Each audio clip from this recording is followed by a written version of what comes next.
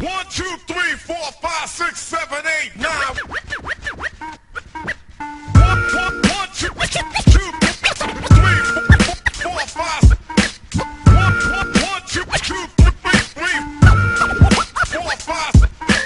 1, 2, 2, 2, 3, 4, 5. 1, 2, 3, 4, 5, 6, 7, 8, 9. Welcome back to the Racial Draft Podcast. I am your host, Michael Ford, joined by my co-host, the Kia Lisi, queen of everything, mother of drafting herself. Hey, Kia. Hello to you all. Oh yes, We are all your subjects, as it were. And yes. Bow down, bitches. and yeah, this is the Racial Draft Podcast. And if this is your first show, I apologize. But what we do this week, if not every week, is change the complexion of the comic book universe.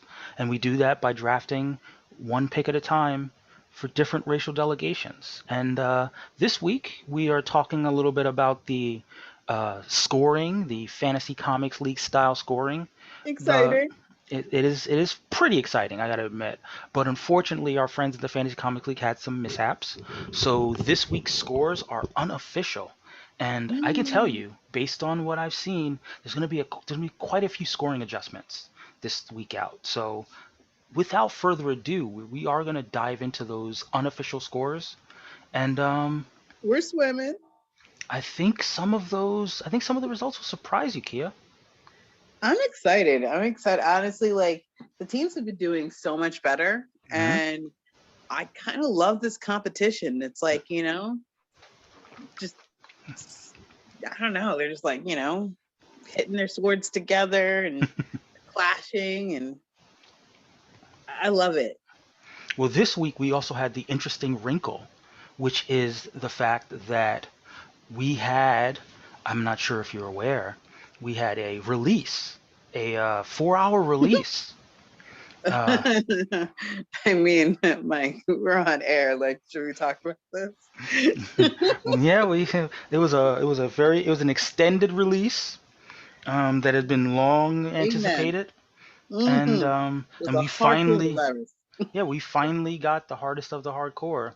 The Snyder Cut uh, was unleashed upon the world on Thursday. And Yeah. and as per racial draft bonus points were awarded for characters who appeared in that. Additionally, we had the kickoff of the MCU's next series on Friday. That would be Falcon and the I'm Winter Falcon Soldier. Winter Soldier. That's right. And again, as per bonus rules, bonus points, when characters show up on those shows, they get a couple extra points. And some of the delegations actually benefited quite a bit from those extra bonus points. But Damn. I'm going to go in reverse score order, taking into account the fact that A, there's going to be some scoring adjustments, and B, there's going to be bonus points being awarded.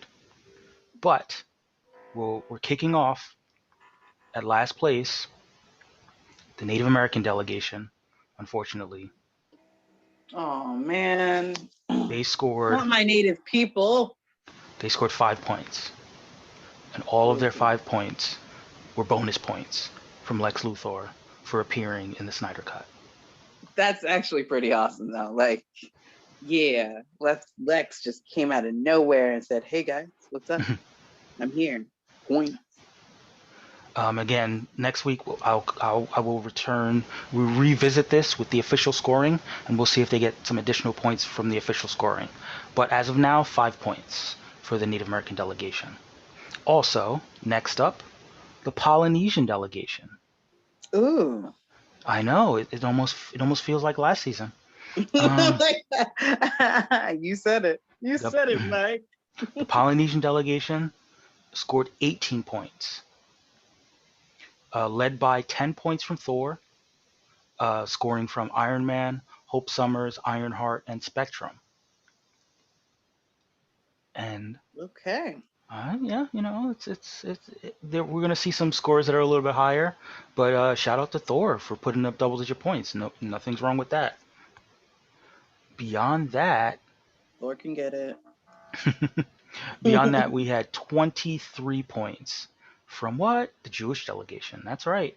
Wow, the Jewish delegation is really stepping it up. I feel like, we just had a huge turn in the Jewish delegation, and hmm they're just stepping up to the plate like they've never had before.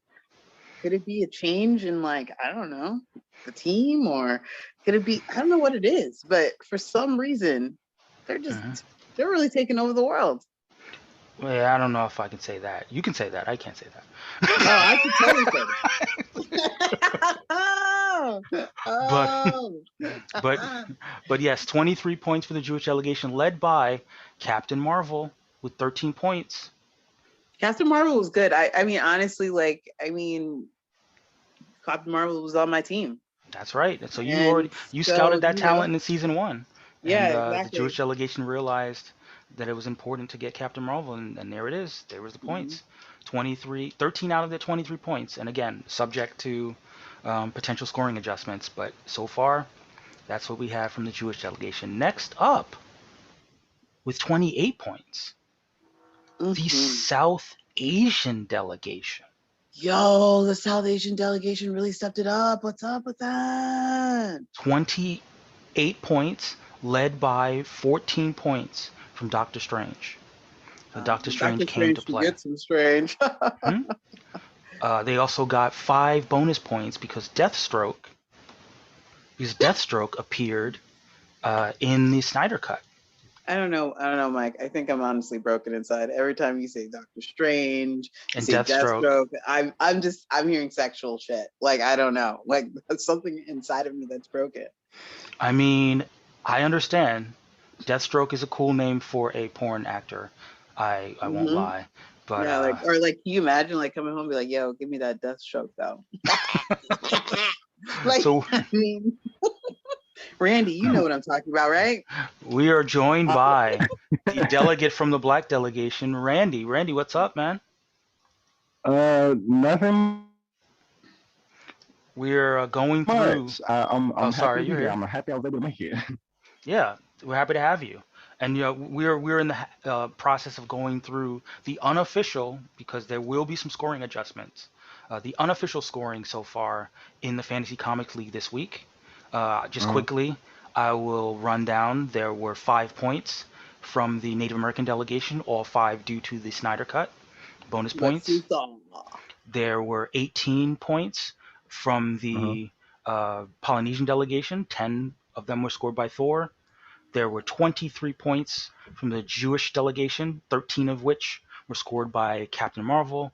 And we just talked about the South Asian delegation, led uh, by Doctor Strange, who scored 28 points. With And that Deathstroke. well, Ooh. Deathstroke put up 5 Snyder Cut bonus points, which brings us to the next team, which might surprise you.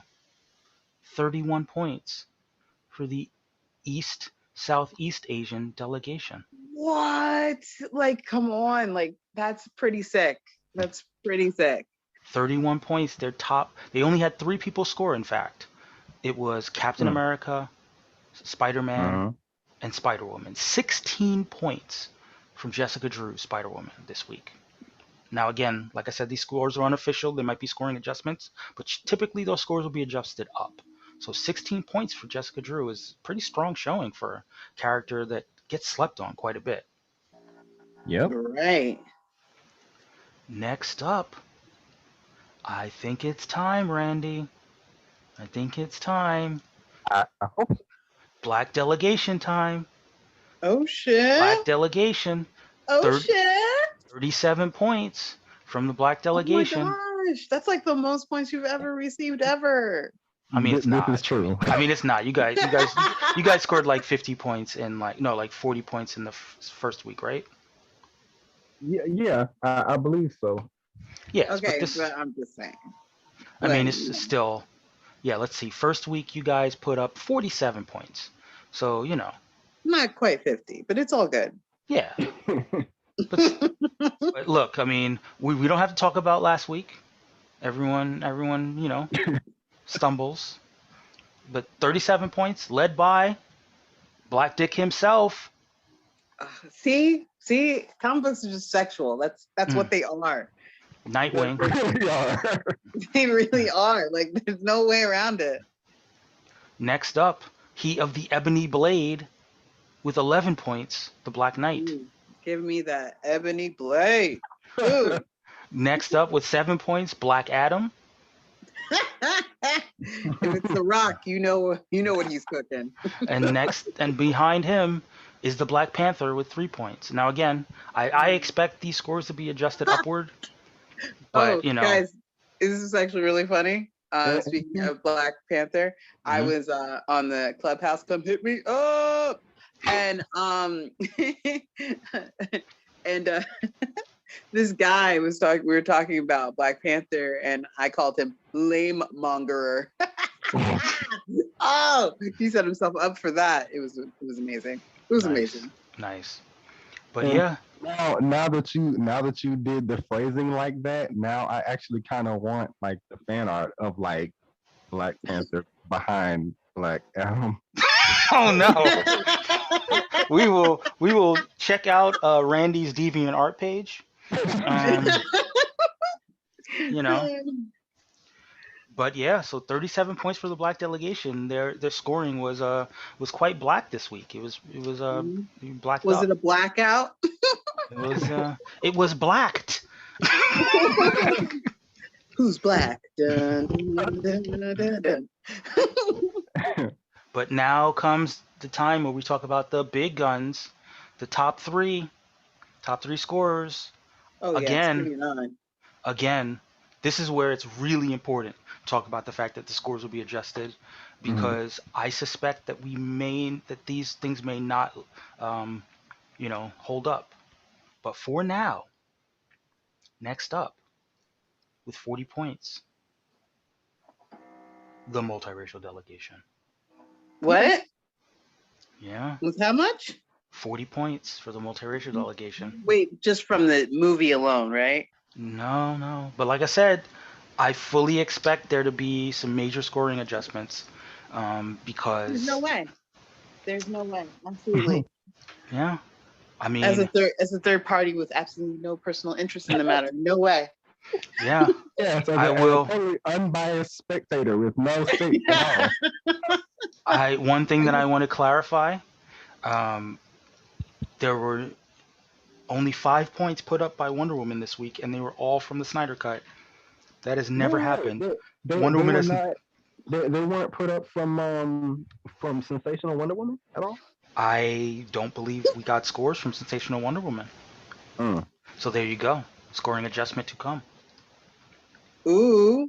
So How that dare they? that goes to the point about these being unofficial scores. However, assuming that Wonder Woman will be score adjusted, additional double-digit scores include 13 points for Damian Wayne, 12 points, including 6 bonus points for Barry Allen. So 40 points for the multiracial delegation, but changes gonna come. It's been a long time coming, as they say. Sing it. Next up, the Latinx delegation with 49 points. Can you guess who their leading scorer was? Batman. Was it Batman? Twas Batman. It was the night before Christmas, and Batman just kept giving you fucking points. 19 points, including 5 bonus points for the Snyder Cut. Next up, this one might be surprising. Catwoman with 13 points.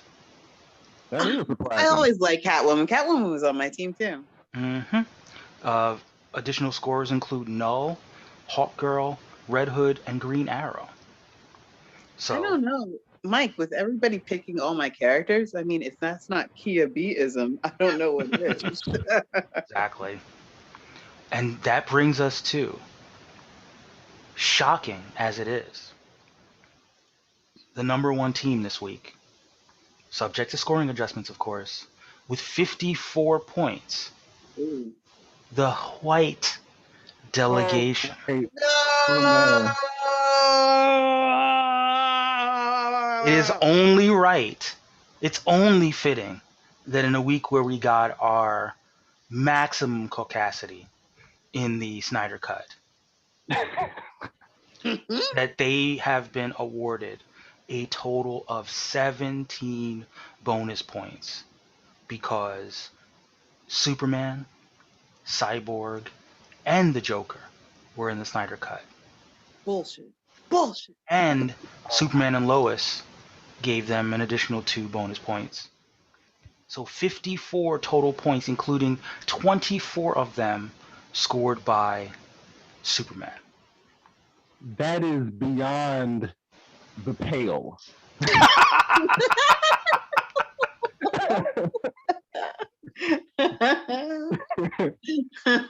Nice, nice. So take a bow, white delegation, take a bow. Or go colonize, whatever. I mean, I would imagine that that's why Gordy's not on the show right now, because he's busy colonizing. Those things are Obviously, so they those hang out with the Queen, mutually exclusive. F. He Meghan will- Markle. those are not mutually exclusive. He'll be taking a bow and then going to colonize. Exactly. So enjoy your week of colonizing until the scores are adjusted. We might find when we come back next week that the multiracial delegation has taken the lead. Be given the fact that these scores are unofficial, I will not be reading the scores, the completed total scores to date. I will save that for next week, guys. So I'm already teasing you for next week. That's why you got to come back. It's your first show.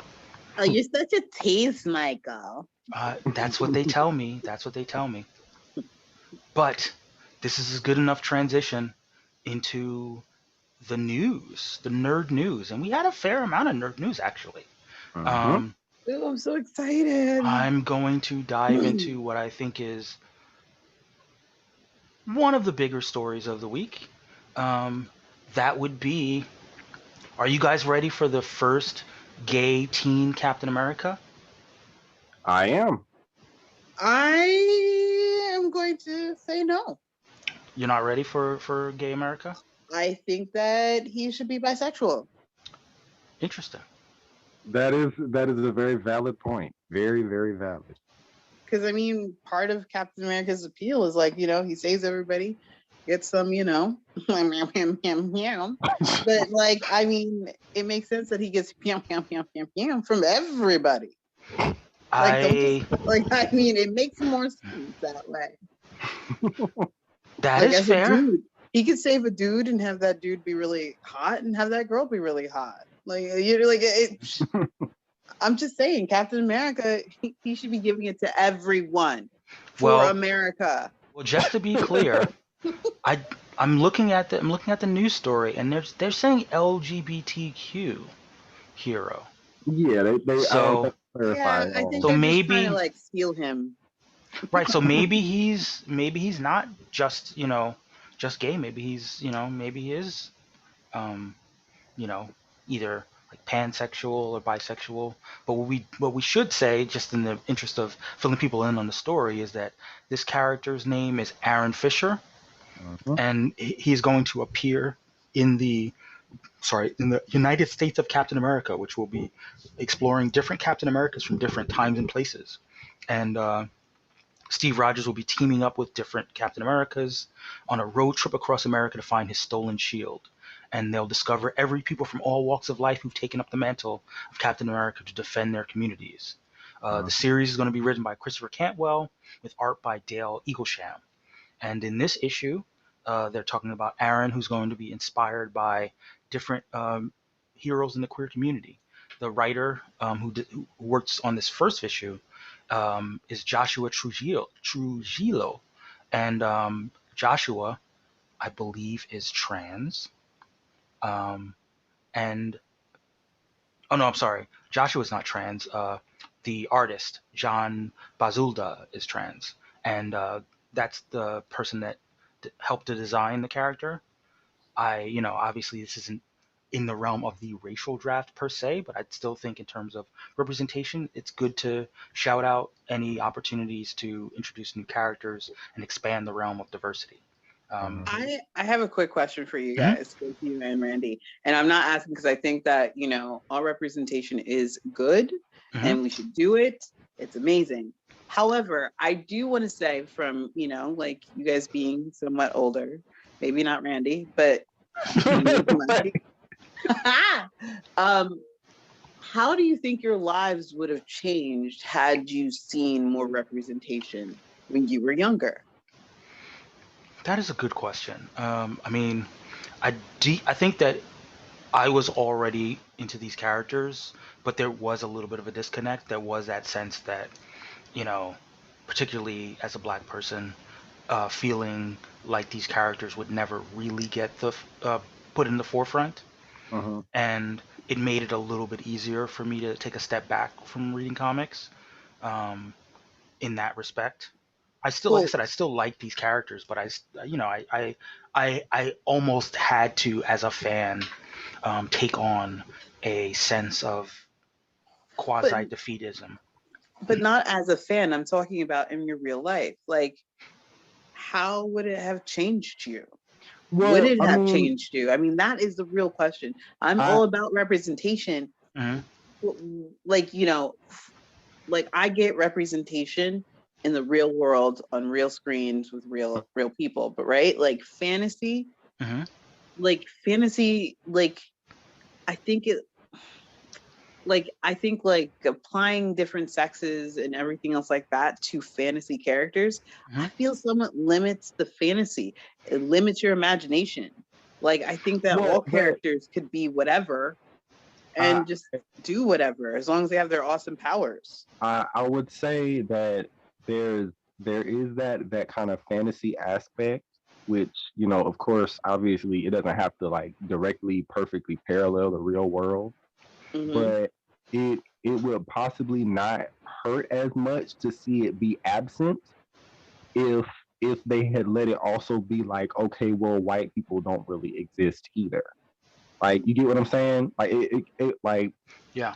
they included white people in the story. So okay, fine. So if you're saying that humans exist, like this is an example of a human, then you should reflect all of the potential different Okay, aspects of humanity. So that if you're makes gonna, sense. yeah, so it's like if you're gonna say that there's like this alien world and these fantastical creatures, and I actually I'm in the midst of trying to write my own comic. So I had kind of internalized a lot of these things, and I had fallen into that same kind of trap of like defaulting to, yes, I'm going to include humans, but they're white humans, and Yeah. I had to reconsider that my own self and think like, wait, no, that's that doesn't make any sense for them to be the only ones that exist there. Right. And one thing that we used to do as kids that, I still see kind of reflected is that, there were so few people of color and black people in these stories that we used to sort of, and again, it kind of ties into why the racial draft exists at all. Is that what we would do is we would somehow like put race onto characters that didn't Right, have race. right. Like one of the famous ones is I don't know if Kid, did you ever watch the Thundercats? Yes, I did watch the Thundercats. Yeah. Panthro. Isn't Panthro black? Yes, Panthro is absolutely Yeah. black. Yeah, even though he's blue. But we made him black, and of course there was a black actor who voiced him. Panthro is black. Martian Manhunter is black in the cartoon universe. Piccolo is black. We kind of have had to adopt these people who are like either racially ambiguous or totally not human at all. And so, by the time we realize that, it's sort of uh, traumatizing to kind of think that like the person that you most relate to is like, oh, he's actually not a person at all. He's a totally different species. It's funny that you mentioned Martin Manhunter. I want to ask you about that. I would imagine you did see the Snyder Cut this week. Mm-hmm. So, I mean, as it stands, in our lifetime, has there been a depiction of the Martian Manhunter that has not been black? every Martian Manhunter is black because he's a very easy character to try to like deflect away from the idea of the team otherwise not having diversity. What made him black though? Like, is this us projecting upon that character? Oh, but literally, there's no reason why his human mean, I guess, has to be black. But in recent depictions, they've kind of been like, yeah, if we need a live action actor, it should be a black guy. And Supergirl had an issue where their show was like very white, but they had this one character who is Hank Henshaw, and like, hey, yeah, he should be Martian Manhunter. So they just kind of I have mean, it happened on Smallville. It right happened somewhere Smallville, else. Supergirl. It's a number of times that it's happened, and Justice League is only the latest Yeah, iteration. and I would argue, and let me know if you think that I'm out of pocket for this. Out of I would pocket. argue, I would argue that it was because of the blackening of Martian Manhunter in people's consciousness that people created the headcanon that Harry Lennox was Martian Manhunter, which led to Zack deciding to make him Martian Manhunter. Oh, I fully believe that Zack Snyder had no intention of bringing in Martian Manhunter. And I say that because when he appears, it is a totally random thing that was not in any way at all crucial to the story.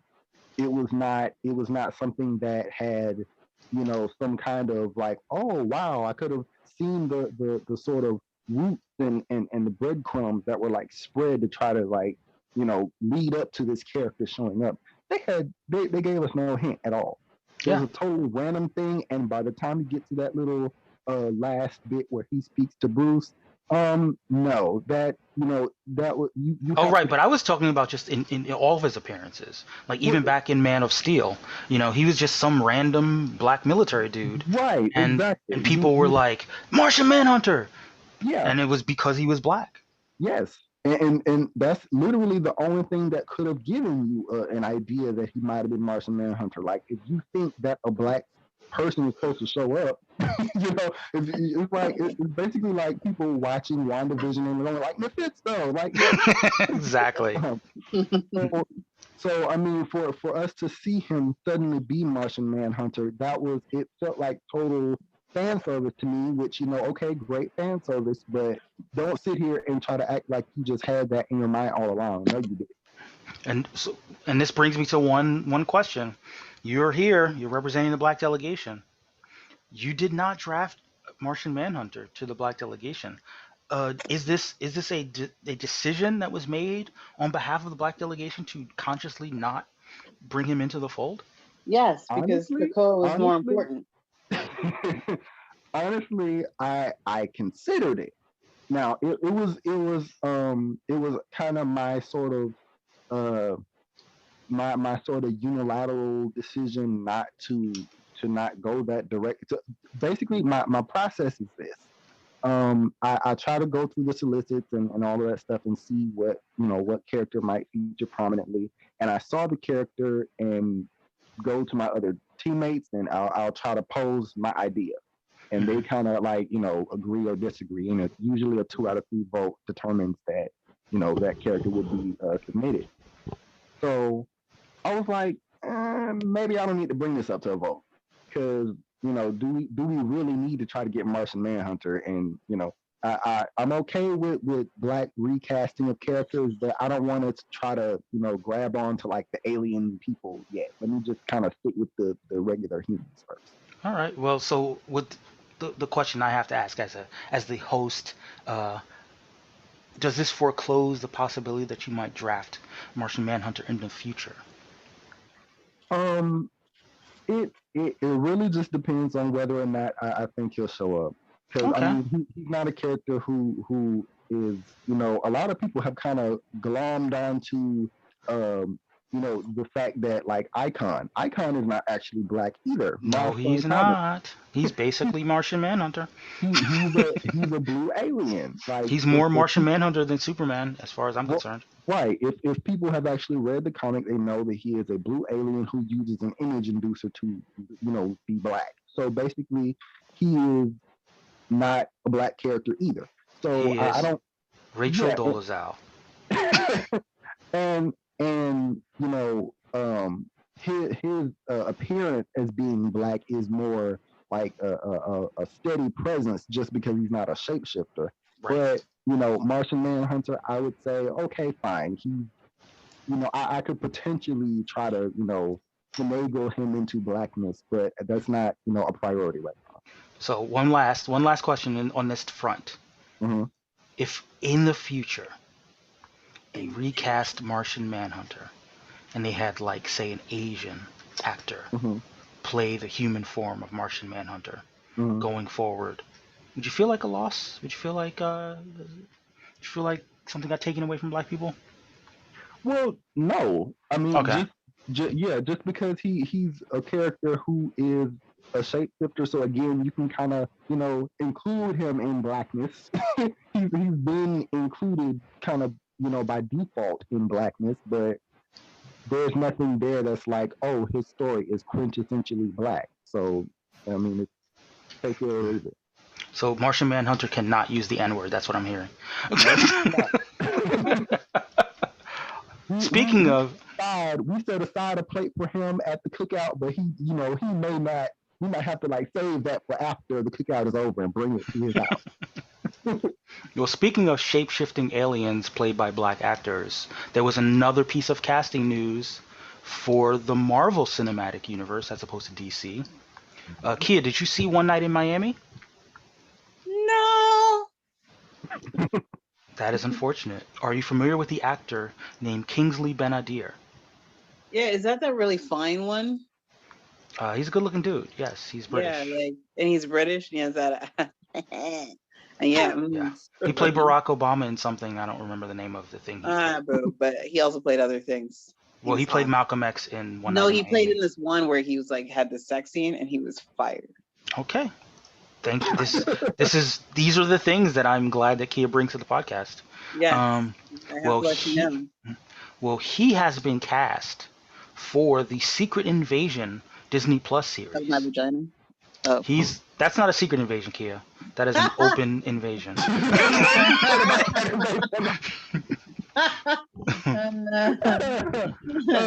Don't listen to him. I keep it secret. I am so sorry. I am allowed one racist joke in my life, and I will go ahead and leave it at that. Sorry. one sexist joke. Well, he has been cast to be the main villain in Secret Invasion, which means he's probably going to be playing a Skrull, a shape-shifting alien, who, when he chooses to shapeshift, he looks like Kingsley Ben-Adir. Which, I mean, if I could shapeshift and I look like Kingsley Ben-Adir, I get it.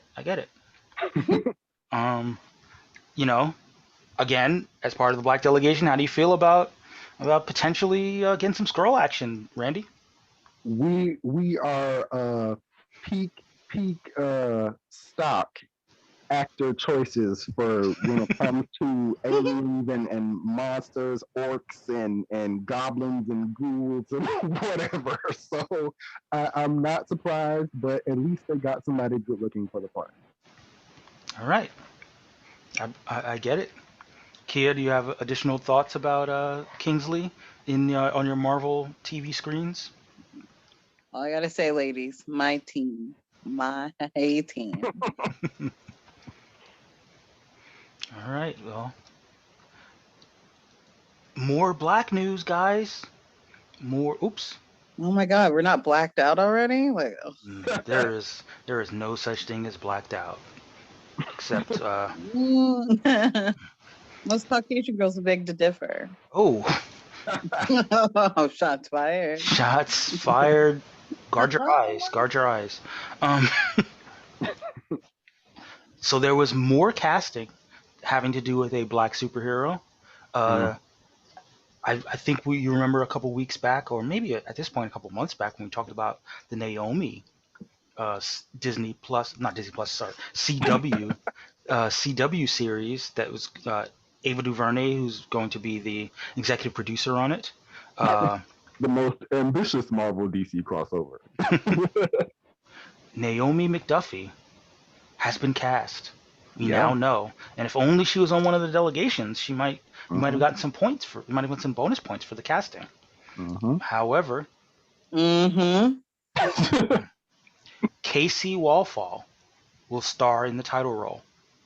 Described as an effortlessly cool and confident high school student who is the adopted daughter of doting parents. Popular with all the kids in her military town, Naomi is unafraid to embrace her AP student, comic book loving nerdiness. After a supernatural event leads to discovery of her powers within, Naomi pursues her hidden destiny. Okay, Here- with her adopted. Are you parents. disappointed? Are you disappointed that when you were young, you were not in position to be cast as Naomi? I am, because like I obviously fit the description. But I also too want to know, are her adopted parents going to be Filipino and Mexican? They're going to be white. Her parents are white. Motherfucking White. like seriously, like they can't even like show that like the military isn't majority. Come on, guys, really? Look, this is the CW completely white network. If they go by the comics, her parents will be white. You will have to take the H from behind the W and put it in front of the W. White. Exactly. Now, there were some additional castings for the show that I would be remiss if I left out. There is an actor named Alexander Wraith. He will be playing D, the owner of a local tattoo parlor. There will also be an actor named Cranston Johnson, who will be playing Zumbado, the mysterious. Wait, I have a quick question. Sorry to interrupt, but like, just think if you're like a foster kid and all you do is read comics, and like in every comic you see that only white people adopt children, and then you get adopted by somebody that's white. Are you gonna be disappointed? It depends. Are you being adopted by Batman? No, you're not being adopted by Batman. Oh, then you're disappointed. Yeah, for sure.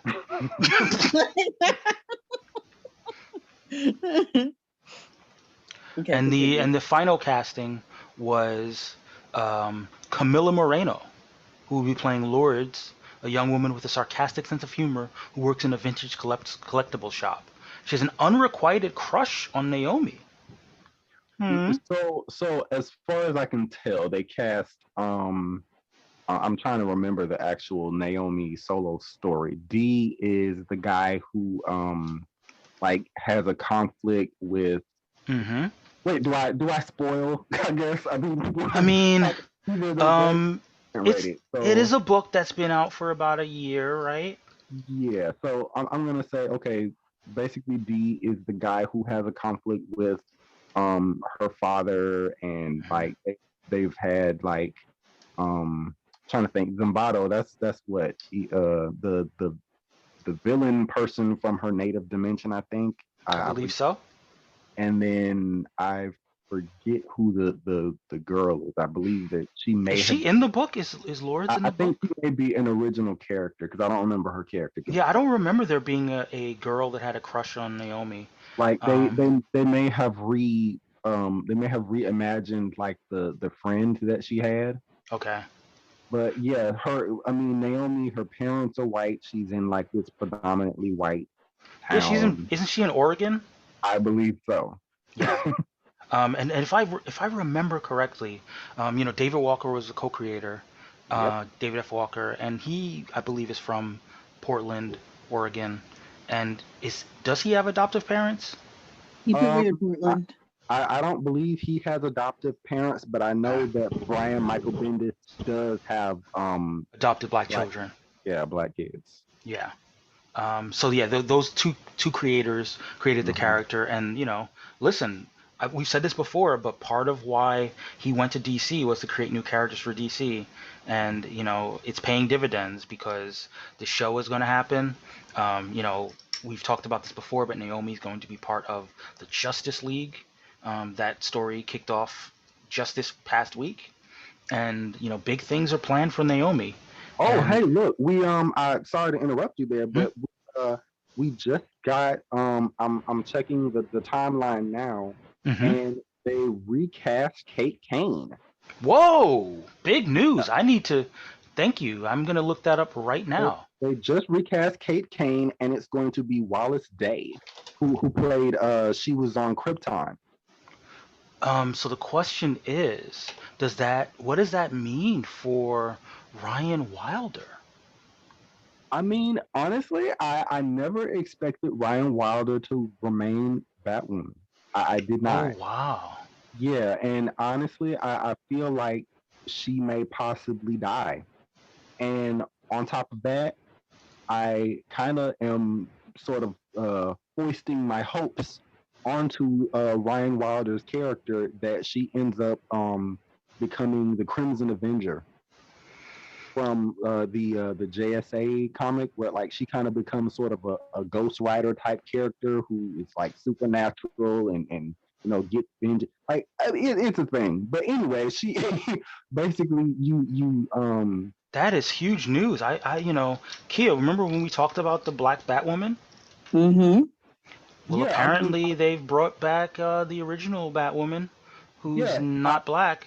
I wanted Ryan Wilder to have a good outing, but I'm rooting for the character and I'm rooting for the actor, obviously, but I had a hard time believing that she was going to like stick around and be the premier Batwoman. Like maybe they might be co-Batwoman. I don't know, I but mean, honestly, I would be fine with a co-Batwoman situation because even though Kate Kane is a well-loved character in the mhm, comics, the studio deciding to make that move, deciding to go as far as to create this original character to take mhm, on the mantle, it would be pretty shitty to the black women in the fan base to do a mhm. bit of that kind of bait and switch. Yeah, Um, exactly. But honestly, like I say, even though I had my hopes for Ryan Wilder, like I said, and I still I'm gonna catch the show tonight, new episode tonight. But I figured that they were not gonna let this be a thing that just lasts forever. Especially if they intend on trying to let Batwoman, cross over with other shows and stuff like mm. I didn't even figure they were gonna try to do that. They're not really showing themselves to be on the side of like, hey, look, yes, let's put forth black led content. Our Yeah. show is primarily led by people of color. It's gonna be Ryan and Luke and Mary. Like, no. No, I get that. And the thing is, listen, I would be remiss if I didn't talk about how important Kate Kane is to representation as far as, out lesbian superheroes. And she's Jewish. I never wanted, right, and she's Jewish, and so I never wanted them to completely write the character off. Like Exactly. even the decision to not recast the character and go with a new character was Hmm. one that I was skeptical of. It's just unfortunate to see them put that energy into, we're making this brand new character, we're putting this character out into the fold, and then the minute that they can recast her, she gets potentially could be discarded. Wouldn't have wanted that for her. It's unfortunate, but I personally I like to be optimistic usually, but on this Mm. particular situation, I was not feeling optimistic. Like I felt like it was gonna either she's going to like she somehow I'm not seeing the just her being the person. Like either she's gonna be a cold character or they're gonna rewrite her for like a kind of her own distinct mantle, which it's fine with me. I just don't want her to be completely thrown away as a character. Yeah, I agree. I mean, I would be fine. I mean, we've talked about this before, but canonically, Luke becomes Batwing, Mhm. and it would, given the way that CW shows often go, they will often introduce another superhero persona for one of the people in the Scooby Gang, if you will. I Yeah. would be fine if they made Ryan Wilder a version of Batwing, um, gave her, sorry, a suit that would be akin to the one that Luke had in the comics, and had sort of the two of them, team up. Fingers crossed that maybe that's the route that they decide to go. Fingers I want crossed. I really, really want them to do something with Brian. Like, I will be so sad if it's just like, oh, she tried so hard and then she died. Oh well. Like, Oh no, listen, if they kill her, that would be really bad. the only way, literally the only way I would be okay if they killed her is if she comes back as Crimson Avenger. Other than that, that's unacceptable. I mean, do they have a history of a lot of supernatural characters, really, though? They don't, but at the same time, they're also, it's a show that's like the character is not like a big cosmic level type character. She's kind of that urban street level character Hmm. that they Yeah. could rework it. And so, if they wanted to, and not, hint hint, wink wink, nudge nudge, CW, please don't do this. Please do not throw this character away. Yeah. Well, thank you for giving us the news check-in. That gave us a lot to think about. And listeners, chime in, because this could be future character for racial draft purposes. I mean, Batwoman's back. Kate Kane is back. I mean, I know she doesn't have a book right now, but she pops up in Detective Comics and things like that. And Kate Kane is back in the mix.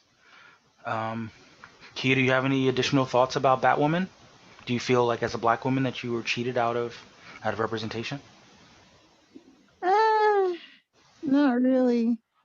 All right, that's the final word on that. Let's see. Additionally, news story wise, we have this other story. It's not a huge story, but if you're a super nerd like myself and Randy, maybe you're a little bit interested in.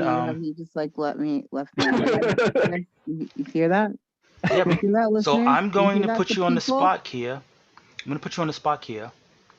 If you could get superpowers for 60 minutes and 60 minutes only, would you take it? Duh. Of course I would. You said, of course you would. Yeah, for sure. Well, maybe I'd you would probably like. terrorize you. Well, maybe you would like a character by the name of Our Man. Mm-hmm. Our Man is a Is character that that like gets. Minuteman? Yeah, he only gets sexual superpowers for 60 seconds.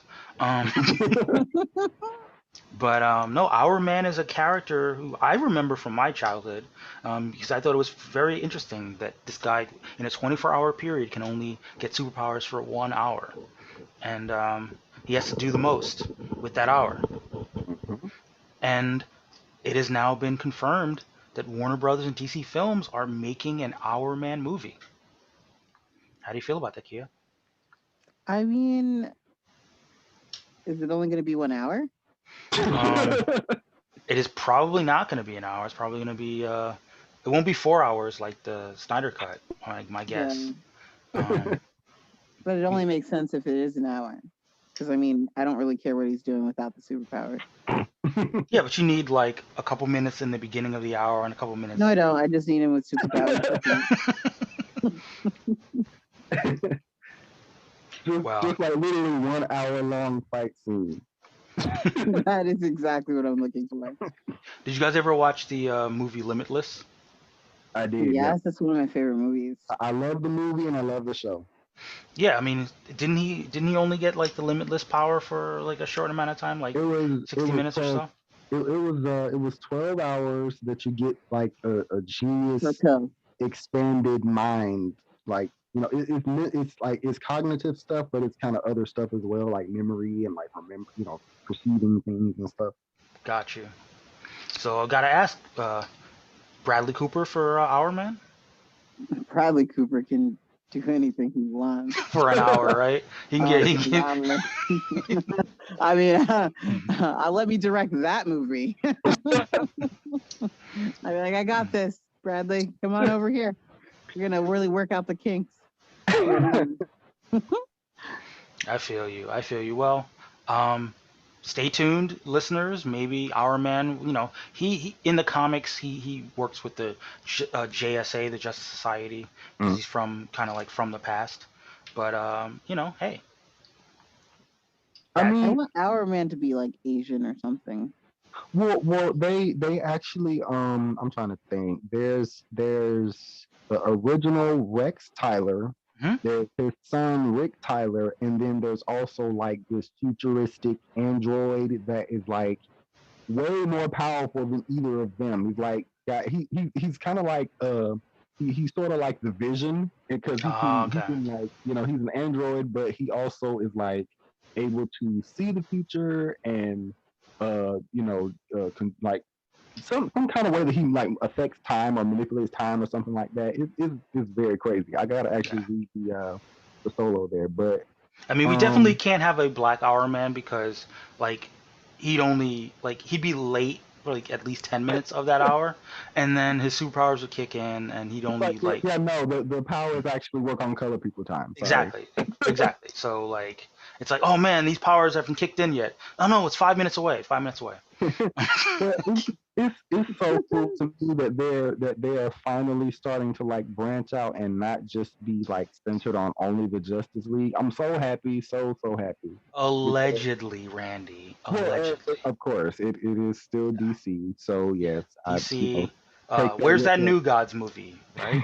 Where's that New we're Gods? gonna take that with like an avalanche of salt, but still, Yes. Black Adam spent 10 years in development hell.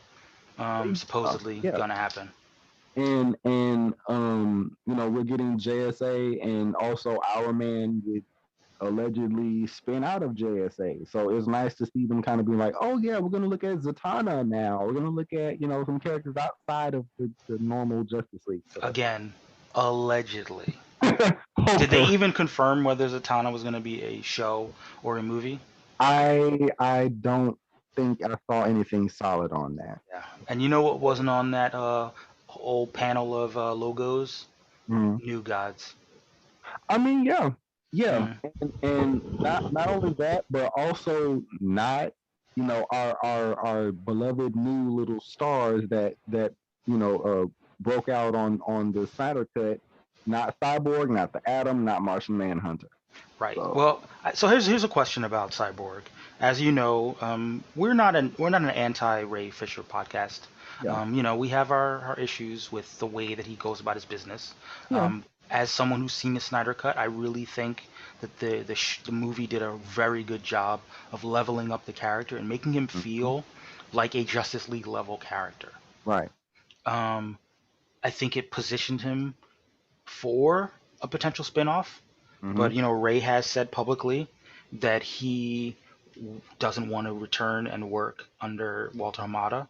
hmm Um, would you be okay with a Cyborg series or movie with a recasting?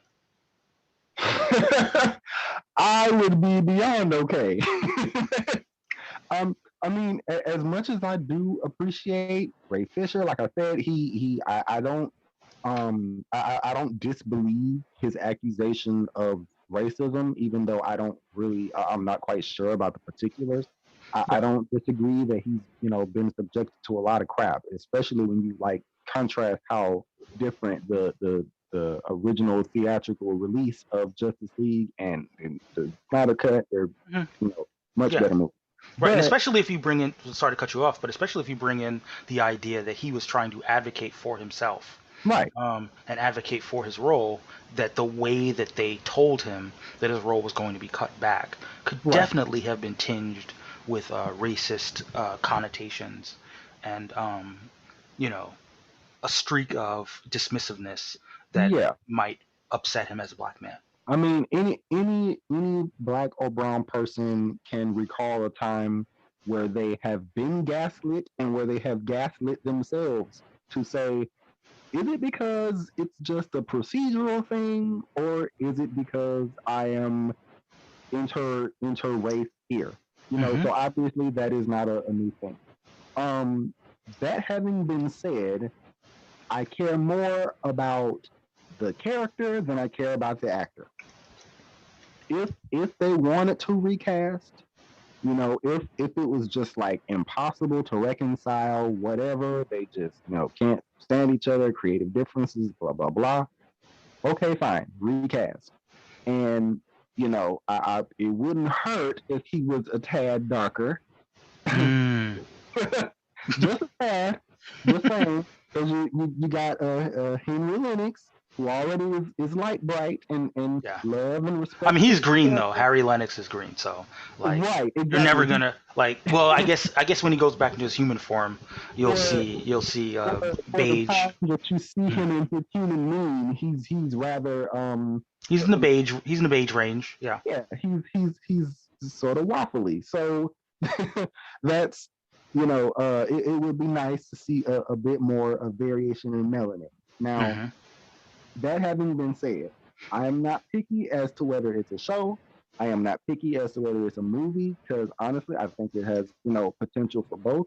Especially, people are like, oh well, what stories does he really have to base on?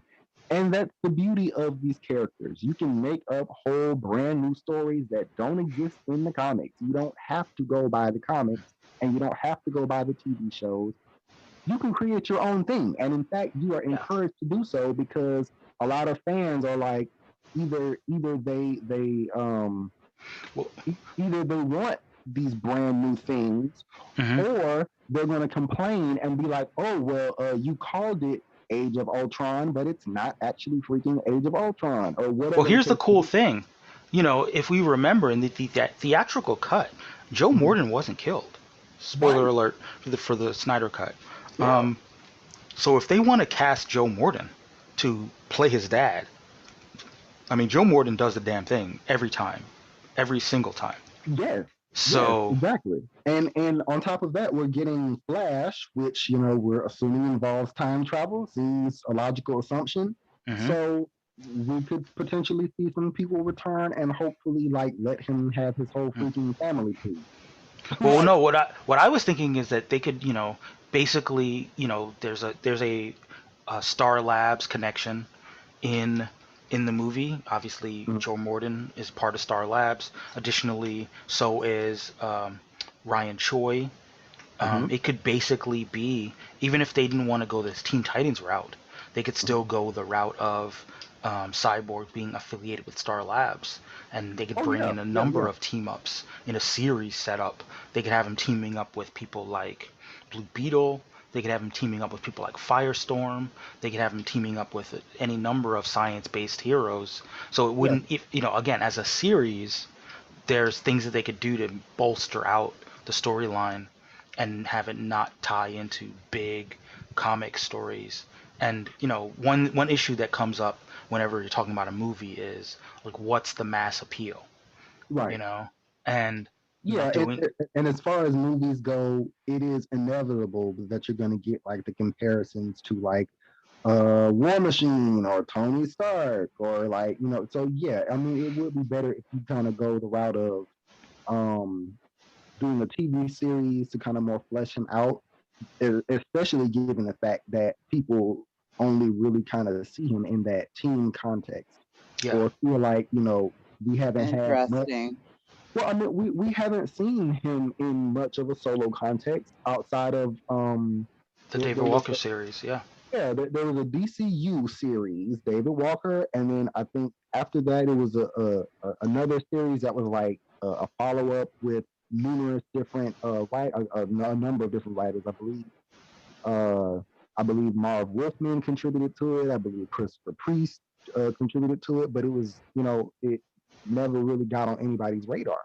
So nobody would be like, "Oh yeah, I hope they replicate the Marv Wolfman." So like, no, nobody's really looking at that solo, even though Marv Wolfman is somebody who is really revered in comic circles. hmm. He, he's Okay. typically thought of as not really having that many solo stories and being generally suited for a team setting rather than being solo. So I would love to see them take the time to kind of prove people wrong and let him be, you know, um, able to show his mastery of tech, but Hmm. then also show that he is not strictly equipped to take on technology based threats. Yeah. Right.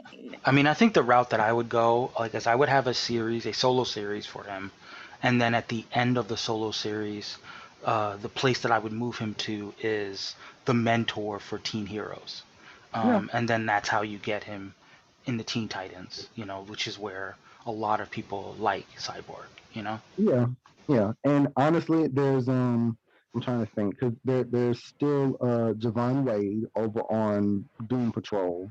Hmm. So I mean, if he's gonna be, they're both over on HBO Max at the same time. I'm not sure if Javon Oh, Wade.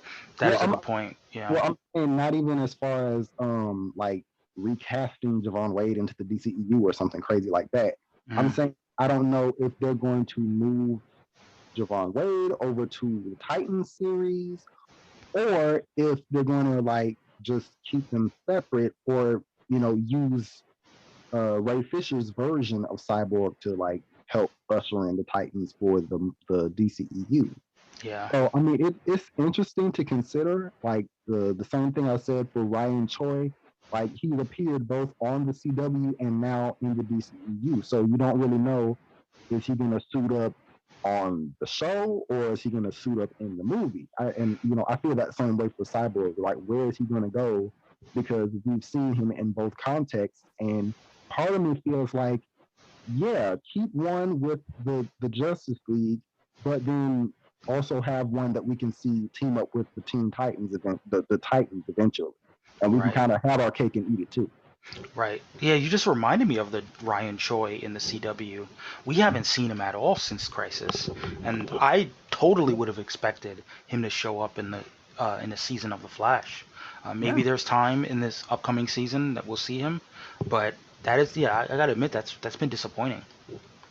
yeah. I mean, it's crazy to me that we get characters that show up and they end up being like just a teaser. Like, come on now, like if he was just going to be just a random person, you could have named him anything. He didn't have to be necessarily named Ryan Choi, who Yeah. specifically is, we know him as being the Atom.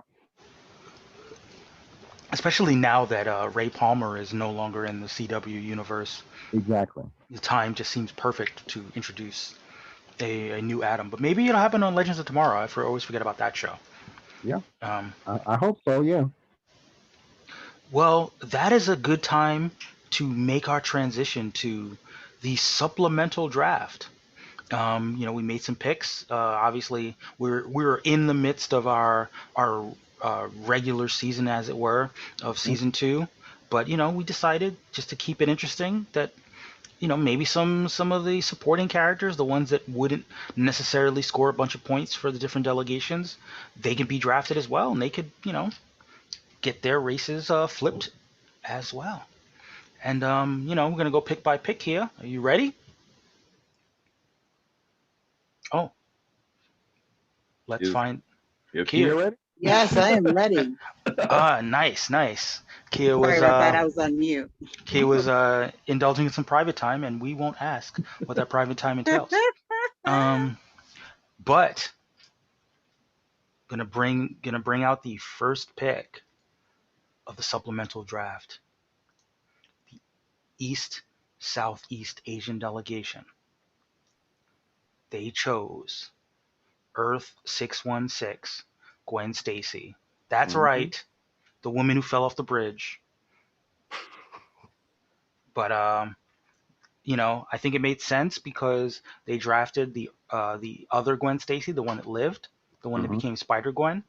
Mhm. Of course, as we know, it's been well documented that Emma Stone played Gwen Stacy in the Spider-Man movies. Noted Asian American Emma Stone. So I think it's a solid pick for the East Southeast Asian delegation. Key, how do you feel about Gwen Stacy? I like it. I like it. I feel you. And the people, as it we didn't necessarily get a lot of votes for the different approval ratings, but we got votes here, and we got an 83.3% approval rating for East Asian Gwen Stacy, Mhm. including 25% strongly approve, 58.3% somewhat approve, 8.3% somewhat disapprove, and Mm. 8.3% strongly disapprove. But haters, Mhm. haters. But yeah, I mean, I'm gonna go ahead and dive into the wiki for original flavor Gwen Stacy. How exciting. not much is known Wiggy, wiggy. about. Nice. You got me. You got me. The first true love of Peter Parker, she is best known for her tragic death by being thrown off the Brooklyn Bridge by the Green Goblin. The Earth 65 version of is Spider-Gwen, who is a major player in the Spider family. Her father is Captain George Stacy, who also died. She was known as Beauty Queen, and she eventually went to Empire State University. She was love interest Peter Parker, Mm-hmm. and like I said before, she goes off the bridge. She goes off the bridge, and it's sad. It's very sad. It's very sad. But she's iconic. She's the first love of Peter Parker, and It's she lives less, on. it is less sad in the Amazing Spider-Man 2. Oh, wait, you didn't love it? I mean, it didn't hurt you. It didn't hurt you when you saw her neck snap against I that. mean, it was less sad than it was funny. Yes, it was sad. But it just- Wow, wow. Direct your hate mail to Randy S. I mean, it was, I don't know, it was just weird, and it was like, it was so anticlimactic that they tried to kind of like recapture the kind of emotionalness of the moment, but for him to have missed her by like a centimeter was it just was kind of absurd. Like I don't know. It was kind I of mean, I feel you. We all knew it was coming. yeah. But I still think that moment that it actually happened, it was rough. It was rough. Yeah. Facts. The next pick in the supplemental draft was the multiracial delegation. Mm-hmm. Shout out to Shep. Would you like to hear who the multiracial delegation got in the supplemental draft, Kia? I guess. Are you familiar with the character named Okoye? Did you just call me a bitch?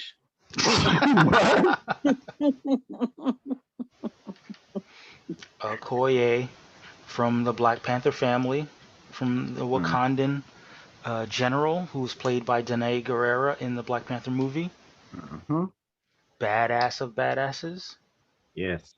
Is she the like electrician or whatever? No. Wait, what? Magic person? No. No. Is she one of the fighters? Yes. Something like I knew that. that. See, I was right on the second try. That But I was my right. second guess. Okay. Landmonger forever. Okay. But Am I yeah, supposed to know those names? Come on, those are hard African names. Okay. All right. Don't judge me. not judging you, Kia. I'm a You're little lucky bit, I can say Wakanda. I'm a little bit judging. Well, Hey, Randy's speech judging you, impediment. but I am not. So, according to the precepts of the multiracial delegation, she is now Wakandan and South African Dutch. So she's just a little bit lighter skinned, is what I'm hearing. That's I'm messed up. Seriously, getting- you I'm pick South getting- Africa, all the places where lighter skin is better. Really? Yeah, I'm getting apartheid. That's what I'm getting from That's that. what I'm getting. I'm getting apartheid feels right here. Yeah, but Wakanda's not about that like, shit. like we didn't get a should've got, backstory. like- We didn't get a should've said backstory, and Shep Congolese is or not something. here. Shep is not here to talk about the backstory. But Well, you know what? F his backstory. Should have been Congolese and Wakandan. well, He's not here because Yeah, because he knows. I would have slammed him.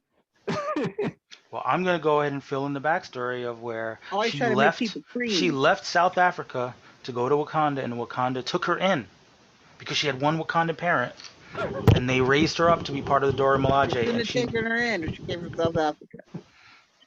she said, "I don't want to be part of this shit. I don't want to be part of the apartheid. I want to be Wakandan." And they said, "Renounce your whiteness," and she renounced it with the quickness. I don't understand why he's trying to like whiten up Wakanda. Like that's essentially what Shep is trying to do. He's trying to whiten up Wakanda. That's some fuckery. I mean, he like Conda. He's a light Conda. So I'm gonna go ahead and jump into the wiki Okoye serves the Black Panther as a personal bodyguard and the nation of Wakanda as a torchbearer of tradition and virtue. Okoye is as deadly as she is wise and stands as one of T'Challa's most trusted allies and companions. She If is she's trusted, she has to be dark. I mean, you're not wrong. You're not wrong. But there it is, light-skinned Okoye. I don't know how you guys feel about that, but I feel some kind of way. Disrespected. That's what I feel. Disrespected. I feel very conflicted. Well, speaking of conflicted, here's the Malcolm X wouldn't have done that. Here's the approval rating. One of the lowest approval ratings to date. That's why. 57.2%. Put it back up again so I can make sure I definitely like disapprove again. 28.6% strongly approve, 28.6% somewhat approve, 14.3% somewhat disapprove, and 28.6% strongly disapprove. Mm-hmm. Those last percent, they got taste. Yeah, I mean, Shep, why don't you come over here and tell me how you lightened up Wakanda to my face? I feel you. That brings us to you guys, Randy. The Black Delegation. Kia, are you ready to find out who the Black Delegation chose? Ooh, please tell me the Crow. They chose Mary Jane Watson. Yes. And I'm guessing, I did my own little bit of fan She's not a casting. drug dealer, right, Randy? Wow. Wait, what? Wow. Not that kind of Mary Jane. I ain't say all of that. I feel like that's why you picked her. You're like, ooh, Mary Jane. Mary Jane.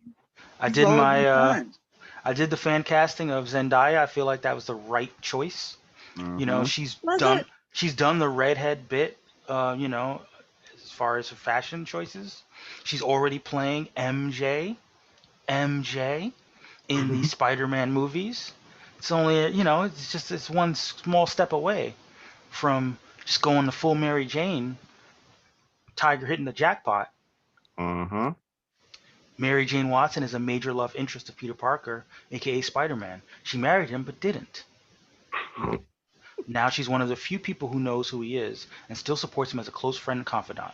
Currently, Mary Jane and Peter has reconciled their relationship. No, they're fucking again. They're back to fucking. What?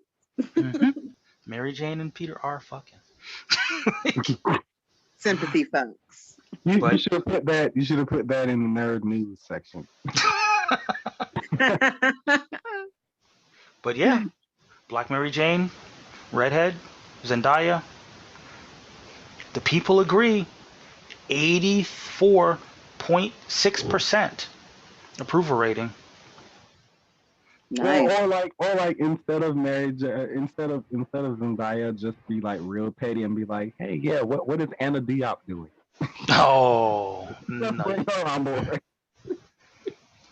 But 53.8% strongly approve, 30.8% somewhat approve, 0% somewhat disapprove, and 15.4% racist. Terrible taste. It was pretty much Gordy. Racist. But yeah, Mary Jane is black now. Deal with it. Deal with it. Ha ha ha ha ha. Exactly. That brings us to the Polynesian delegation. Are you ready for the Polynesian delegation, Kia? I'm ready for all those Polynesians. What's up? And they chose Abigail Brand. Mm-hmm. Boo! I wanted a man that I could sexually objectify. I feel that. Abigail Brand. Not a lot is known about Abigail Brand. Little has been revealed. She's part alien, part human. She has green hair. She's the director of SWORD. She used to work for S.H.I.E.L.D. She's all about protecting Earth from extraterrestrial threats. but now she's She's Polynesian. just alien blocking. She is She wants to alien be cock the only one. blocking. That's right. She wants to be the token. Oh gosh. She was created by noted, hated person on the internet, Joss Whedon, back in Astonishing X-Men #3. She's a badass. She's all about Yeah. protecting the Earth.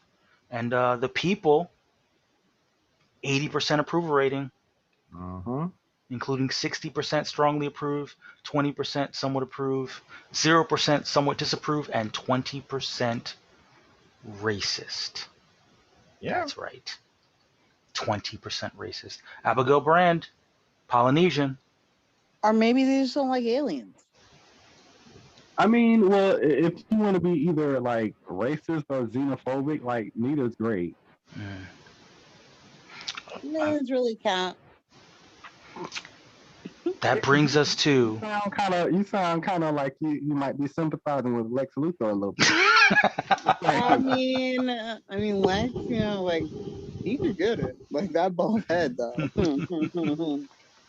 And he has all that money. Ooh. I mean, even the Jesse Eisenberg version. Yeah, you're pushing it. That brings us to the Latinx allegation. Big moves for the Latinx allegation. They went ahead. We talked about this last week on the podcast. And they went ahead and drafted him. Commissioner Gordon. Yep. Commissioner James, well, no longer commissioner in the comics, but longtime Commissioner James Gordon. And you know who they got for the fan cast? Edward James Olmos. Mm-hmm. And you know what? You see Edward James almost. Not almost. That would what be. you said? No, that would be the actor who kind of looks like Edward James Olmos. Almost. But I'll go ahead and read from the wiki. Wiki. Wiki. Good one. Not all heroes in Gotham City wear masks. GCPD That's Commissioner nice. James Gordon is the Dark Knight's greatest ally and one of his closest friends. Batman may be the sworn guardian of Gotham City, but the man who makes it possible for the Dark Knight to safeguard its streets is James Gordon, a veteran cop who rose through the ranks by putting his foot down on rampant corruption, even when his stalwart devotion to justice came at a great personal cost. Gordon worked tirelessly on Gotham's police force, eventually earning himself the title of Commissioner, one of the first GCPD officers to accept Batman's help. Gordon was responsible for one of the Gotham skyline's most iconic features, the Bat Signal, a tool that only he is authorized to use. Despite being given many opportunities to learn Batman's identity, Gordon has never done flashlight. so. What? It's like a big flashlight. Yeah, what'd he do? Valuing their partnership and the Dark Knight's ability to maintain plausible deniability, Gordon remains one of Batman's closest friends and most trusted confidants outside of the Bat family, and the most vital part of his job fighting crime in Gotham City. What I like here is that, the Latinx allegation already has a number of Bat family members. They already have Batman. It only stands to reason that there's a Latino Commissioner Gordon with a connection. Maybe he doesn't even know why he has a connection to Batman, but he respects him. And like I said, the Edward James Olmos casting is perfect, and the people agree. 100% approval rating for Commissioner Gordon for Latinx. Did Gordy not vote? I think even Gordy was like, you know what, I can't be mad at it. I know. What do you think, Kia? That's crazy. I know. So, big moves for the Latinx allegation. Commissioner Gordon. Next up, Native American delegation. Are you ready for the Native American delegation, Kia? Yeah. They selected, and by they I mean me. Mm-hmm. I was waiting for that. Why they had me? Rex Strickland, former Who the member. fuck is that? I know, you don't know. He's a deep cut. He is a former member of the Sim Soldier program. He is a part of a group of soldiers who bonded with alien symbiotes. They were later recruited by the government to serve as super soldiers and the first official members of the Sim Soldier program. He eventually left the program and became a member of S.H.I.E.L.D. He is also a mentor of Venom. So, as we This know, all makes sense now. yeah, he is a member of the military who served in Vietnam, who was bonded to the symbiotes, and he became a mentor to Venom, who's also Native American. There's a friend, a kinship of the, you Give know, yourself a pat on the back, Mike. Yay! yeah, Really wrap that all up I in one agree. nice little bow. And 100% approval rating. Wow, you were probably really feeling yourself this week. Yeah, I mean, with only one vote, and it was not cast by me. Lies and slander. Or was It it? totally was. Or was it? It was totally you. It was totally you. Rex Strickland, Venom mentor.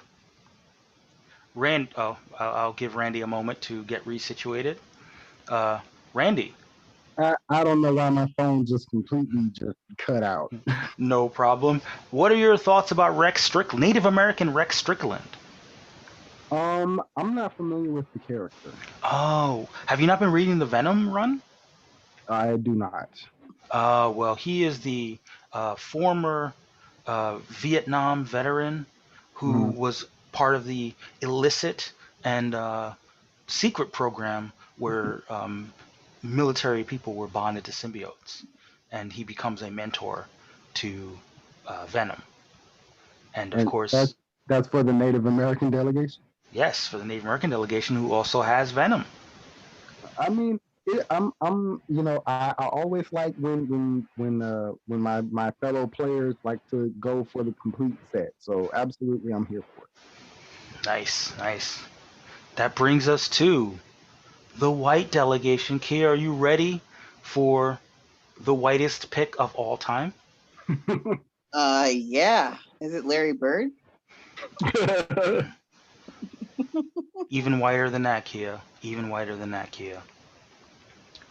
The white delegation drafted in their supplemental draft. Crypto the dog. Crypto the dog, Kia. Wow. Really? Really? Yes. Yes. I mean, white people love dogs, Kia. That is true. And he's a white dog. Probably kissing him all in the mouth right now. Exactly. As we speak, Superman and Superboy are kissing Crypto on the mouth. Crypto just suddenly became an English master. Crypto with 3 Ks.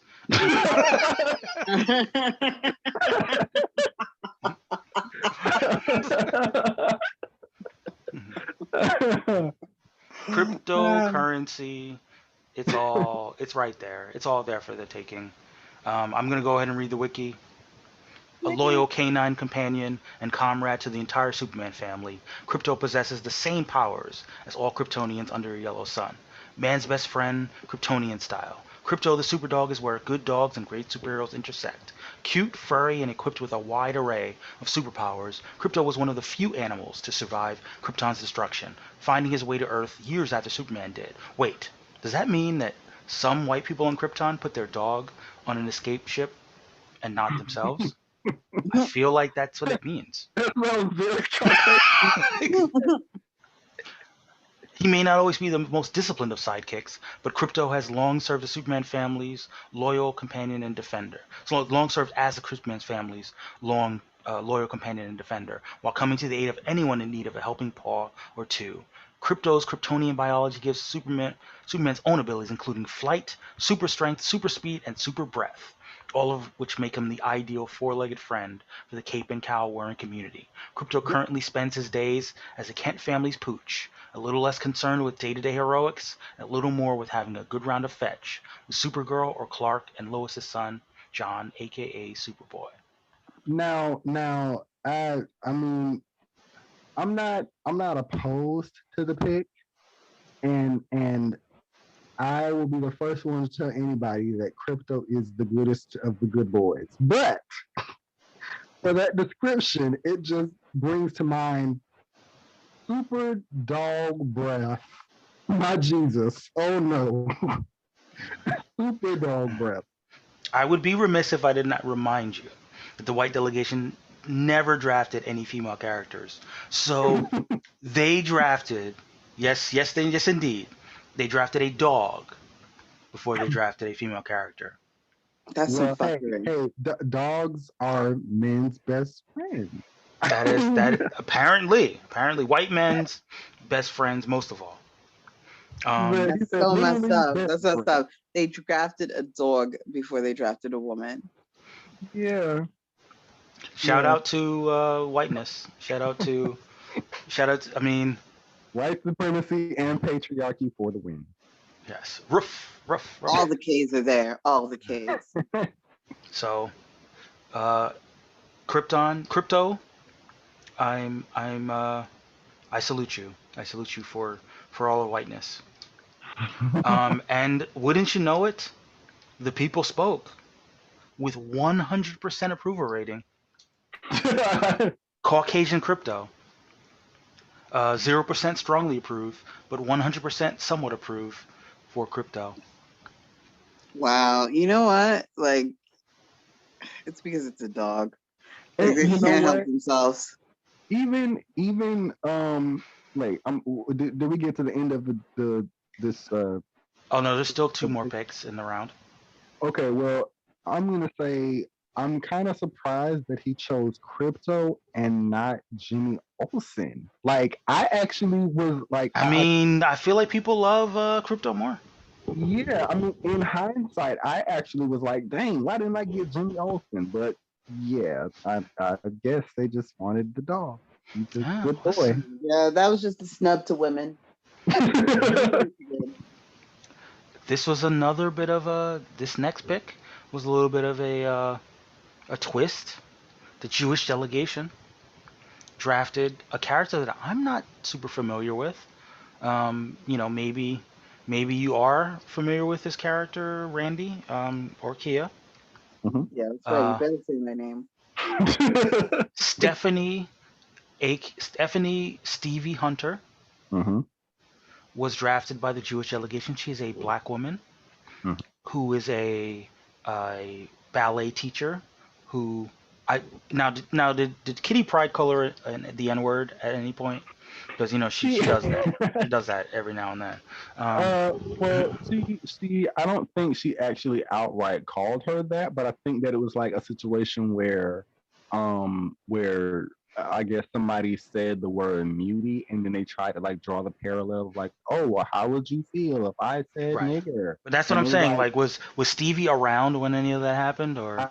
I believe at least one because she did it for I think it was like a protester or something like that she did that too, and I believe that Stevie was one of the other people that happened. Wow, so she used the N word in front of her black friend. It definitely didn't happen with Aurora. I will say that much. Yeah. So Stevie Hunter, according to the wiki, former ballet dancer turned teacher who Charles Xavier hired as an instructor for the New Mutants. Stevie Hunter was a professional ballet dancer, but this changed due to an injury to her knee. It forced her to stop her career and her full-time dancing, as she would. Belly dancing. It stopped her belly dancing.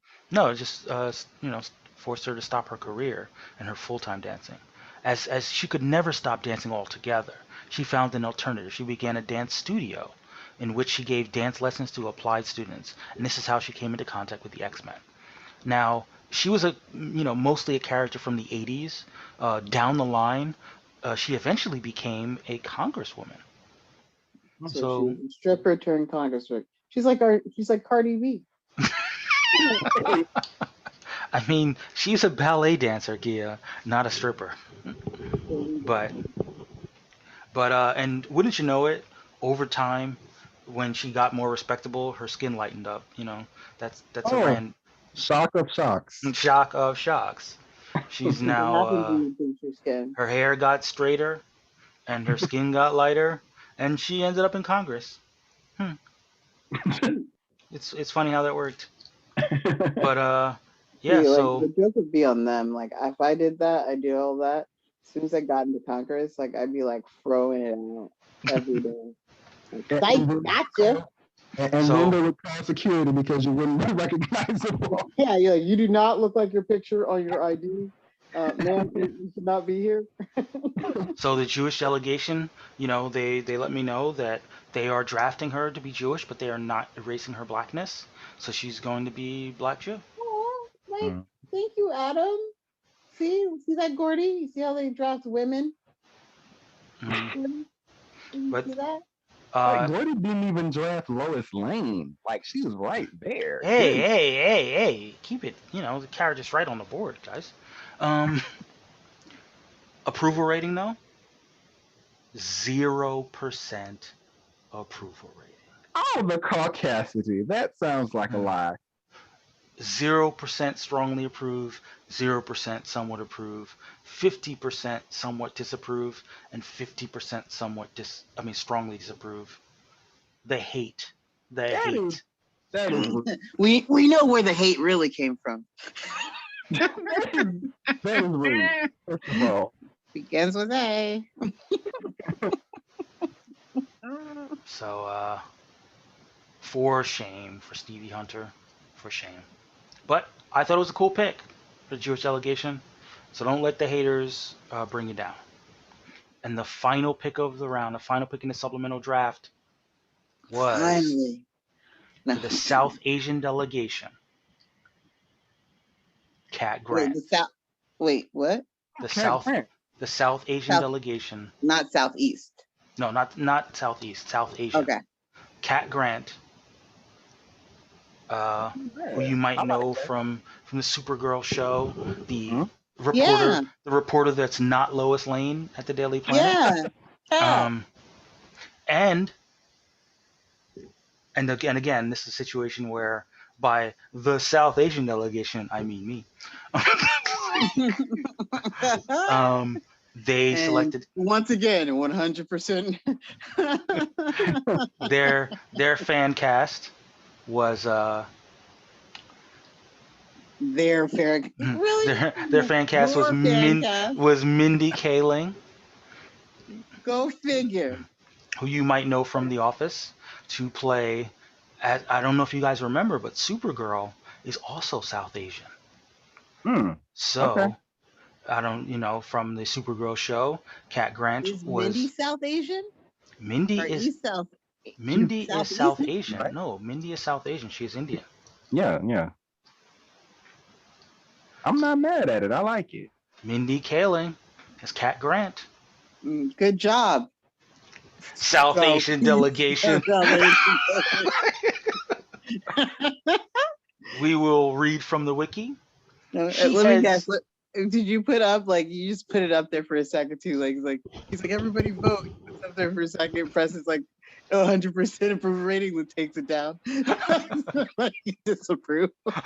She heads the entertainment and arts section of the Daily Planet. She recently returned to Metropolis from Los Angeles, but had to get away from Metropolis when a recently revealed robot toy man killed her son. And like I said, she's also the mentor, the newspaper mentor of Kara Zor-El, aka Supergirl, who is also South Asian, and I find that beautiful. The approval rating for that, guys, can you wait for it? 75% approval rating. But Wait, all did you mix it up? Did you mix it up for yourself just to but make all sure? 75% was strongly approve of South Asian Cat Grant, and 25% strongly disapprove They're How clearly how racist. how many votes was It that? was Was that like him. 4 We are votes? not going to talk about how many votes were cast. It was like It 4 was votes. two. It was like three, and it was like all We're not going to him, talk and about the how rest of many his votes like were cast from his Him, whose Twitter accounts. burner accounts. him We're not going to and talk about whose burner accounts cast those votes. him and his Yeah, it was his. other accounts were like, yeah, this is great. And then okay. He's like when he did it for the native delegation, he was like, "Oh, this is a little too like on the nose. They'll know it's me. Let me use my burner accounts real quick." See, I'm not perfect, guys. Look. Well, the important thing is that we made these picks. It was interesting. We fleshed out the universe. Kia, how did you feel about this round of supplemental picks? Gordy hates women. Now they get to the bottom. Oh, Randy, what do you think? I'm a salty dog because I'm happy that some people went for like lesser known people, and a couple of people who were like not really that well known, but Mhm. I saw a few that are still on the board that in my own hindsight I will be looking to hopefully get at least one of them. I feel you. I concur. Um, and I would like to see who the South Asian, Native American, and the Southeast Asian delegation draft in the next round. Mm-hmm. so himself. I am very curious as I'm to. very curious. I'm sure they've been thinking about it all week. Yes, I wonder. What do you say, Shmigal? Let me check my list of things for them to select. Oh man. It's a mystery.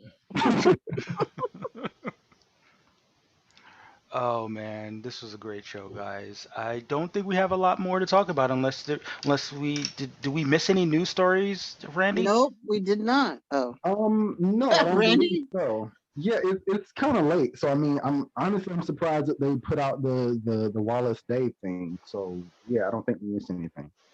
All right. Kia, do you have any additional things that you'd like to bring to the discussion?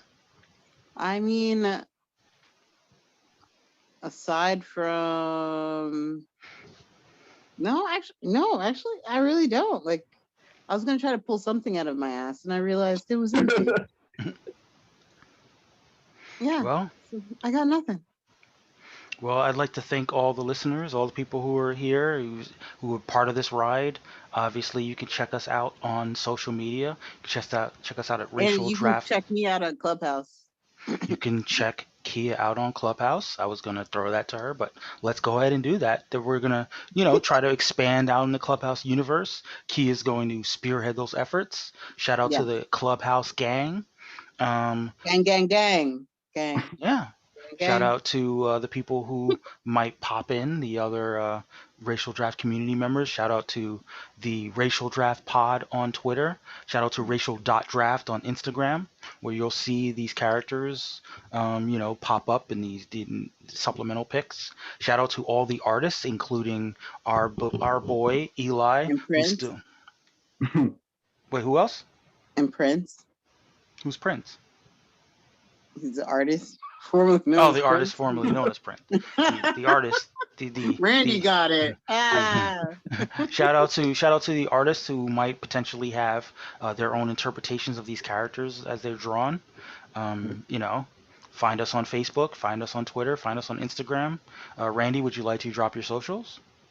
Yeah, my Twitter handle is at Randy S0725, and I love to use the hashtag superpower list just so you Okay. can like see some of my opinions on different nerd news or nerd opinions or whatnot. All right. You can find me on Twitter at MTFIII, where I, occasionally weigh in on nerd news and other news. You can also, like I said, Racial Draft Pod on Twitter. Talk to us. We'll talk back. I mean, shout out to the Super Suit Show for that little Mm-hmm. little phrase. Um, but yeah, listen, the Racial Draft podcast, the Racial Draft continues. Kia's got some big plans. I can see it. Kia Lisi, and next week I'm sure there's gonna be some scoring adjustments. Um, There better be. yeah, I mean, I hope so. your normal level of multiracial shit talking has to be curtailed a little bit this week. Like But as remember, I have no personal interest in the matter. that is true. That is true. The white delegation, they of the supplemental drafting of dogs, are currently in the lead Dogs for the before week. women. Dogs before women. Bitches before bitches.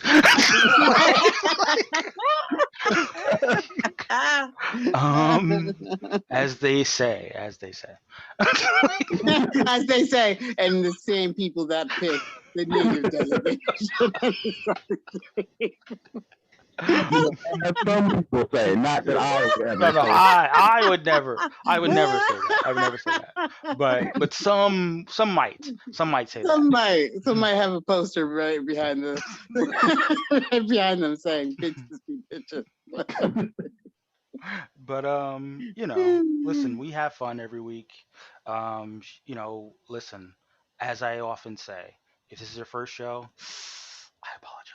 However, those of you who have decided to stay on this ride with us, You hopefully knew you're what back you next were week gonna and you are complicit right along with us. do.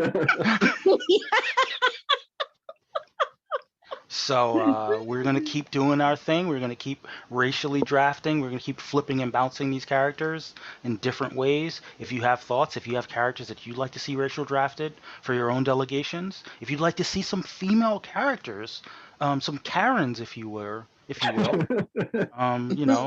in the world of the white delegation, make it known. I do not.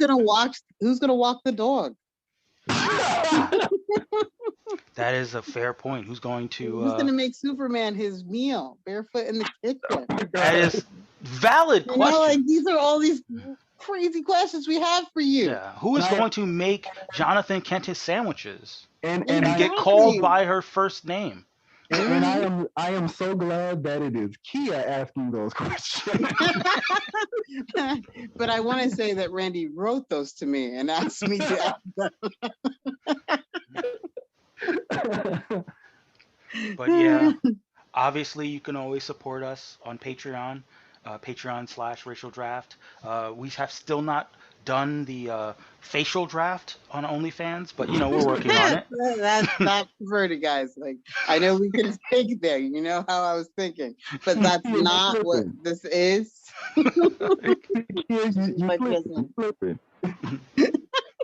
But we will let you know when we're ready to launch our OnlyFans.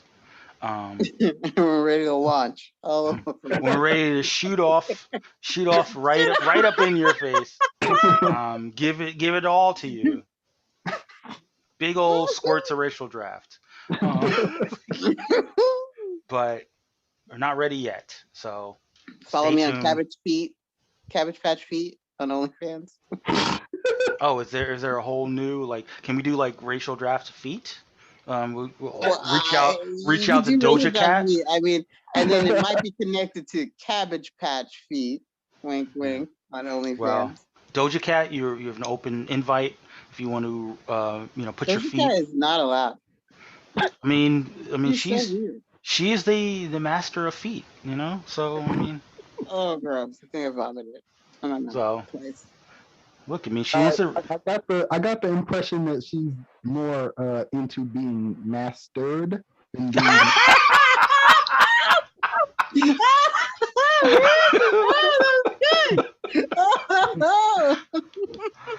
Well, maybe that's just me. Sorry.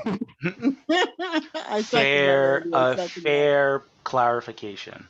Well, Doja Cat, if you would like to, retort to Randy's claims, hit me up particularly, MTFIII, slide in my DMs.